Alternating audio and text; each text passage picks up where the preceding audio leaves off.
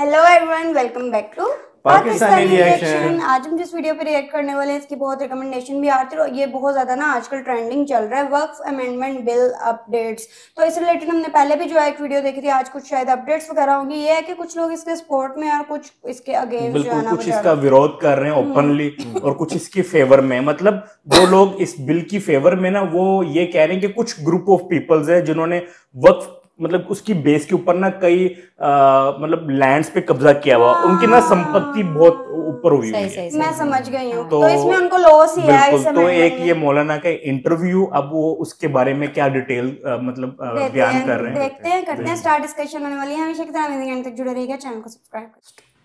असुद्दीन अवैसी से पूछिए, अगर आप मुसलमानों के इतने हितैषी हैं तो आप पहले जो संपत्ति आपके पास वक्फ बोर्ड की है उसे खाली कर दीजिए ना। आप संभल की मस्जिद का रोना रो रहे हैं, आप कई बीघा जमीन वक्फ बोर्ड के लिए बैठे हैं। संसद ने बिल को फाड़ के फेंक भी दिया। ये ड्रामा जब तक नहीं करेंगे मुसलमान जज्बाती थोड़े ही होंगे।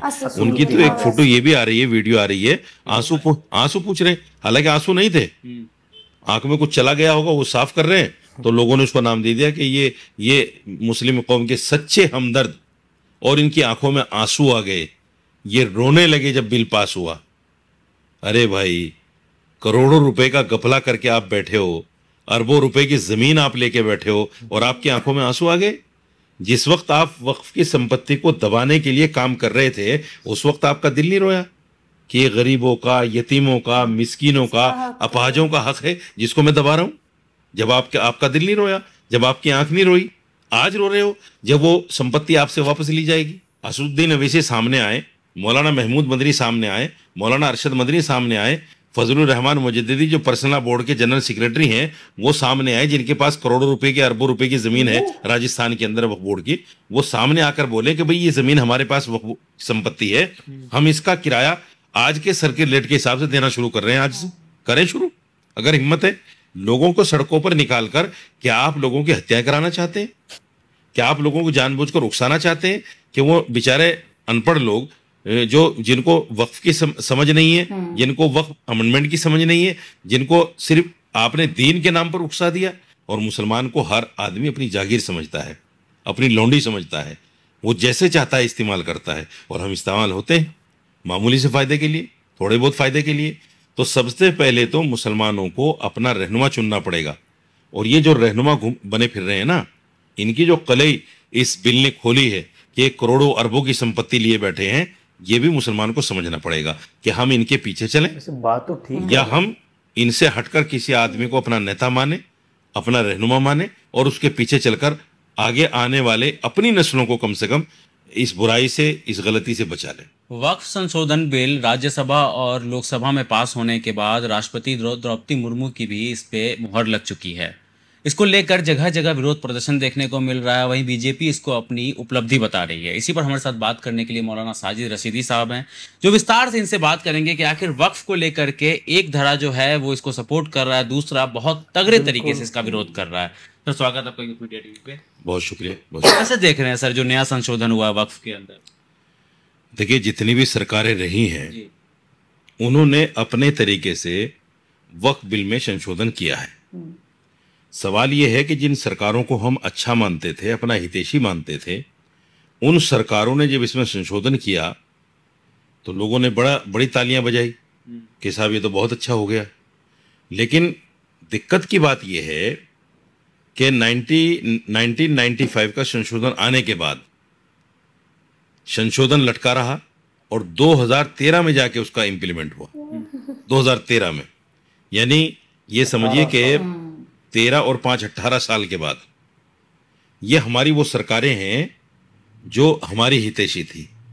बिल आया, संशोधन आया और 18 साल के बाद जाके इंप्लीमेंट हो रहा है। उसमें क्या हुआ, पहली सरकारें भी वक्फ की संपत्ति पर पूरी तरह से काबिज थी, लेकिन हमने कोई शोर नहीं मचाया। ना जमीयत उस पर बोली, ना मुस्लिम पर्सनल लॉ बोर्ड बोला। इनमें से एक प्रॉपर्टी किसी गरीब मुसलमान के पास नहीं थी। जिन लोगों ने किराएदारी पर ये जगह ली, गरीब मुसलमान तो ले नहीं सकता, क्योंकि इसका किराएदारी का जो प्रोसेस था उन सरकारों के टाइम में वो ये था कि एक तो जो भी प्रॉपर्टी की वैल्यू है उसका 30% वक्फ बोर्ड में जमा कराइए आप। प्लस जो बीच में दलाल होता था वो पैसा खाता था, प्लस चेयरमैन पैसा खाता था, प्लस मेंबरान पैसा खाते थे। यानी गरीब आदमी की पहुंच से बाहर थी ये। मैंने खुद एक प्रॉपर्टी के लिए आवेदन किया, वो मुझे नहीं मिल पाई क्योंकि मेरे पास घूस देने के लिए इतना पैसा नहीं था। तो पहले भी ये संपत्ति सरकारों के पास रही। 250 बीघा जमीन मेरे पास लिस्ट है पूरी, मैंने पहले भी आपको दिखाई है। वो 250 बीघा जमीन दिल्ली के अंदर कांग्रेस सरकार के रहते हुए सरकार के पास चली गई। केंद्र सरकार और उसकी एजेंसी, दिल्ली सरकार और उसकी एजेंसी, और कोई मुसलमान नहीं बोला, सब खामोश रहे। जमीयत भी खामोश रही और आपका अल्लाह भला करे पर्सनल बोर्ड भी खामोश रहा। इसलिए खामोश रहा क्योंकि उनके पास भी अरबों रुपए की प्रॉपर्टी थी जिस पर वो नाजायज काबिज करे बैठे थे। जमीयत उलमा हिंद का जो दफ्तर है, आप देखिएगा जाके, जो मेन बत्ती है ITO की लाल बत्ती, मस्जिद अब्दुल नबी, पुराने पुलिस मुख्यालय के बिल्कुल बराबर में ऐसी प्राइम लोकेशन की जमीन है। वो 2000 से 2500 गज, आज उसकी वैल्यू अरबों रुपए में है, अरबों रुपए में। फिर एक नए सदर बने जमीयत के, मौलाना अरशद मदनी साहब, उन्होंने बराबर में ही मस्जिद, एक झील प्याऊ है ITO पर ही, वहां 1 बीघा से 1.5 बीघा जमीन कब्जा कर लिया और वो जमीन भी अरबों रुपए की है। कांग्रेस के जमाने में इन लोगों ने भर भर के वक्फ बोर्ड की संपत्ति को लूटा। कांग्रेस खामोश रही। कांग्रेस इसलिए खामोश रही क्योंकि सरकार के पास भी कई सौ बीघा जमीन थी। अगर ये लोग बोलते कि सरकार के पास हमारी जमीन है तो सरकार कहती कि तुम्हारे पास भी है, तुम छोड़ो। इसलिए कांग्रेस भी खामोश रही और ये भी खामोश रहे। चोर चोर दोनों मुंह भाई मिले हुए। तो इसलिए उस वक्त में किसी ने आवाज नहीं उठाई। अब इस बिल में ये संशोधन आ गया है कि जो भी इलीगल ऑक्युपाइड है वक्फ की संपत्ति पे, वो संपत्ति उससे वापस ली जाएगी। अब इनके पेट में दर्द हुआ कि ये अरबों रुपए की जमीन हमसे छूटेगी, यकीनन छूटेगी जब आप उसका किराया नहीं दे रहे हैं। तो ये लोग जो है अब परेशान हैं और उसमें दीन का नाम लेकर और ये कहकर तुम्हारा दीन खतरे में आ गया, तुम्हारी मस्जिदें खतरे में आ गई, तुम्हारी खानकाहें खतरे में आ गई, तुम्हारे कब्रिस्तान खतरे में आ गए, इसलिए सड़कों पे निकलो। लोगों को सड़कों पे निकालना है। सड़कों पे निकालने का मतलब इनका सिर्फ अपनी संपत्ति को बचाना है, दीन को बचाना या मुसलमान को बचाना नहीं। भ्रष्टाचार अंदर ही अंदर कहीं ना कहीं हो रहा था। ये बहुत सारा भ्रष्टाचार नहीं, पूरा बिल्कुल काला काला अध्याय कहिए उसको आप। वक्फ बोर्ड की तारीख में कांग्रेस के ज़माने में जो अगर कोई सही इतिहासकार हो तो वक्फ के लिए जो लिखेगा वो ये लिखेगा कि मुसलमानों के 250 इमाम थे दिल्ली के अंदर, आज भी हैं वक्फ बोर्ड के। उन इमामों को कांग्रेस के रहते हुए कभी 1 महीने की बराबर कंटिन्यू सैलरी नहीं मिल पाई। और उस वक्त में उनके ज़माने में तो सैलरी कितनी होती थी? 300 रुपये, 500 रुपये, 900 रुपये, 1200 रुपये, फिर बढ़ के वो 10,000 तक भी हुई। कभी भी सैलरी जो है सही टाइम पे नहीं मिली। और हाल ये था कि जब तक सरकार जो है वक्फ बोर्ड को ग्रांट ना दे, इमामों को सैलरी नहीं मिलती थी। असदुद्दीन वैसी कहते हैं कि मुसलमानों को 2म दर्जे का नागरिक बनाने के लिए ये बिल लाया गया है। संभल की मस्जिद भी जो है वो वक्फ के अंदर से हट जाएगी, तो आज नहीं तो कल उसको भी तोड़ दिया जाएगा। असदुद्दीन अवैसी से पूछिए, अगर आप मुसलमानों के इतने हितैषी हैं तो आप पहले जो संपत्ति आपके पास वक्फ बोर्ड की है उसे खाली कर दीजिए ना। आप संभल की मस्जिद का रोना रो रहे हैं, आप कई बीघा जमीन वक्फ बोर्ड के लिए बैठे हैं, आप कहते हैं जी मैं मुसलमानों का रिफाई काम कर रहा हूं। आपके पास तो करोड़ रुपया है, आपके पास पैसे की कमी थोड़ा ही है।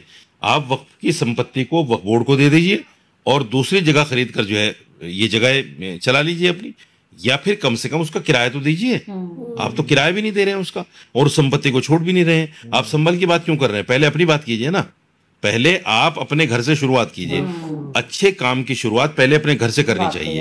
असदुद्दीन अवैसी सामने आए, मौलाना महमूद मदनी सामने आए, मौलाना अरशद मदनी सामने आए, फजलुर रहमान मुजद्दिदी जो पर्सनल बोर्ड के जनरल सेक्रेटरी हैं वो सामने आए, जिनके पास करोड़ों रुपए की, अरबों रुपए की जमीन है राजस्थान के अंदर वक्फ बोर्ड की। वो सामने आकर बोले कि भाई ये जमीन हमारे पास वक्फ संपत्ति है, हम इसका किराया आज के सर्किट रेट के हिसाब से देना शुरू कर रहे हैं। आज से करें शुरू, अगर हिम्मत है। लोगों को सड़कों पर निकालकर क्या आप लोगों की हत्याएं कराना चाहते हैं?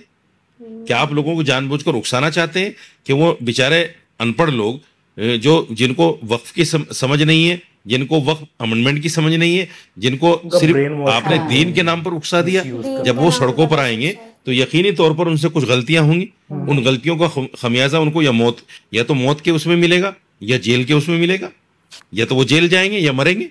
तो आपने तो अपनी संपत्ति बचाने के लिए उनको बाहर निकाल दिया दीन का नाम लेकर।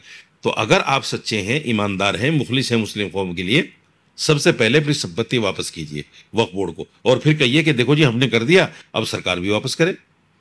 ओवैसी का ये भी कहना है कि ये आर्टिकल 14, 25, 26 और 29 का जो है ये उल्लंघन किया जा रहा है मोदी सरकार की तरफ। सबका उल्लंघन है, पूरे संविधान का उल्लंघन है।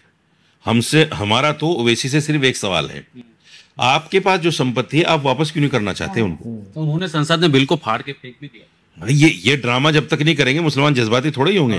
उनकी तो एक फोटो ये भी आ रही है, वीडियो आ रही है, आंसू पूछ रहे हैं, हालांकि आंसू नहीं थे, आंख में कुछ चला गया होगा, वो साफ कर रहे हैं, तो लोगों ने उसको नाम दे दिया कि ये मुस्लिम कौम के सच्चे हमदर्द, और इनकी आंखों में आंसू आ गए, ये रोने लगे जब बिल पास हुआ। अरे भाई, करोड़ों रुपए का गफला करके आप बैठे हो, अरबों रुपए की जमीन आप लेके बैठे हो, और आपकी आंखों में आंसू आ गए। जिस वक्त आप वक्फ की संपत्ति को दबाने के लिए काम कर रहे थे, उस वक्त आपका दिल नहीं रोया कि ये गरीबों का, यतीमों का, मिस्कीनों का, अपाहजों का हक है जिसको मैं दबा रहा हूं? जब आपका दिल नहीं रोया, जब आपकी आंख नहीं रोई, आज रो रहे हो जब वो संपत्ति आपसे वापस ली जाएगी। आप मुसलमानों की हमदर्दी में नहीं रो रहे हो, आप उस डर से रो रहे हो कि मैंने नाजायज वक्फ की संपत्ति को दबाकर इतना बड़ा एम्पायर खड़ा किया और वो सारा एम्पायर ढह जाएगा, खत्म हो जाएगा, इसलिए आपने रोना शुरू कर दिया। मतलब देखें कि उस बिल, जो वक्फ बिल, मतलब मेन तो है ना वक्फ का मतलब जो हमें पता है कि डोनेट करना या चैरिटी वगैरह। तो ये ना एक समझ लो कि गवर्नमेंट की एक प्रॉपर्टी होती है जिसको ये समटाइम ना ये मौलाना ओन कर रहे होते हैं, मतलब जैसे उन्होंने बताया रेंट वगैरह, वो रेंट भी नहीं दे रहे होते हैं। तो ये खाली ये नहीं, ये कई तरीकों से ना लूट रहे होते हैं। लाइक आप कह लो कि ये ना जो चंदा जो उनको इकट्ठा होता है, मतलब जुम्मे के टाइम या वैसे, मतलब कई मतलब कई ऑप्शंस में उनको मिल रहा होता है। मतलब खाली ये मतलब मस्जिद में नहीं, वैसे भी इनको लोग कई दान कर रहे होते हैं। लाइक जैसे वो मंदिरों में दान नहीं होता, सोना वगैरह भी, वो जो पैसे वगैरह चढ़ावे, बहुत कुछ। तो ना इसका ना ये मतलब जो आम मुसलमानों के ऊपर उसका पैसा खर्च नहीं होता। आप ये देखो, ये जितने भी मौलाना, वो खुद कैसे अमीर है, आप उनकी गाड़ियां देख लें, इधर भी ऐसा हिसाब है। मतलब आप देख लें उनकी वो 15 करोड़ की गाड़ी में पैसे से, तो वो जो उनको फॉलो कर रहे होते वो बेचारे, उनकी हालत देखो। उनके पास ना सच में वो सही कपड़े नहीं होते पहनने के लिए। और जैसे वो उनके बारे में बता रहे थे असदुद्दीन अवैसी के, वो कह रहे थे कि वो इसलिए भी रो रहे हैं कि उन्होंने जो करोड़ों रुपए की संपत्ति बनाई हुई है कहीं वो वापस ना छीन ली जाए। तो ये भी है, मतलब कुछ लोग इसकी फेवर में बोल रहे हैं, कुछ लोग इस बिल के अगेंस्ट बोल रहे हैं, क्योंकि जो अगेंस्ट आ रहे हैं उनको थोड़ा खतरा भी है कि अगर इसकी ना प्रॉपर वो क्या उसको कहते हैं ऑडिट हुआ, तो जो हम प्रॉपर्टी लीगली ओन कर रहे हैं कहीं वापस ना चली जाए। तो लेकिन ये इनकी भी बड़ी बात है कि इन्होंने सच्चाई का साथ दिया और सच जो है वो लोगों के सामने लेके आए हैं। देखे ना कि वो इस तरह, तो उनको लगेगा कि ना मतलब कि क्या उसको कहते हैं बिल, मतलब इस अमेंडमेंट की वजह से ना जो सही भी है, जैसे गरीब या मस्कीन जिनका माल चला गया हुआ है, हो सकता है कल को ऑडिट हो और उनको वापस भी मिल जाए। तो ऐसा भी है कि कुछ ये मिला जुला रुझान, मतलब आप कह लो कि लोग कुछ इसके विरोध में भी हैं, कुछ इसकी फेवर में भी हैं। लेकिन वो यही कह रहे हैं जो लोग बाहर निकले हैं उनको खतरा भी तो है ना फिर इस तरह से। जो बात वही है ना, वो जैसे बता रहे थे जिन लोगों को इसके बिल का नहीं पता, नहीं पता, क्योंकि पढ़े लिखे तो है नहीं, सिर्फ उनका ब्रेन वॉश किया गया और उनको निकाला गया, मिसयूज कर, इमोशनल होकर निकलेंगे, स्ट्राइक्स वगैरह करेंगे, इसमें उनका अपना नुकसान है। बिल्कुल ऐसा ही है। आई होप सो आप लोगों को रिएक्शन पसंद आया तो जल्दी से चैनल को सब्सक्राइब कर दे। मिलते हैं नेक्स्ट वीडियो में। See you.